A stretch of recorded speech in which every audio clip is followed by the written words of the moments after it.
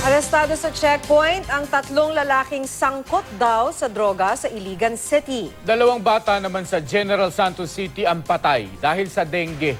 Yan at iba pang balita sa Mindanao, hatid ni Tec Ocampo. Di matanggap ni Ana Vilma Dayday ang pagkamatay ng kanyang bunsong anak na si Cherry Ann sa General Santos City. Nasawi ang 12 taong gulang na si Cherry Ann dahil sa dengue. January 31 pa raw na makaramdam ng pananakit ng buong katawan ng bata. Dahil nakagawian na, dinala si Cherry Ann sa albularyo. Matapos ang ilang pang-araw, di na kinaya ng bata ang sakit. Dinala siya sa ospital at doon na lamang na dengue pala siya. At nitong linggo lang, nasawi ang bata. Sa Jensen din, isa pang biktima ng dengue ang binawian ng buhay.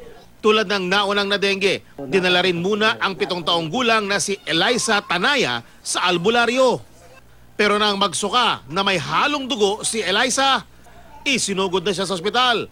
Matapos sa mahigit isang araw, binawian ng buhay ang bata. Arestado ang 3 lalaking sangkot umano sa droga sa Iligan City. Ayon sa mga otoridad, nakatanggap sila ng impormasyon tungkol sa sasakyan ng mga kahina-hinalang lalaki. Naglunsad sila ng checkpoint at naharang ang mga sospek. Mga pakete ng shabu at replika ng baril ang nakuha sa kanila. Maring itinanggi ng mga sospek ang paratang. Yan ang mga balita sa Mindanao. Tec Ocampo, reporting.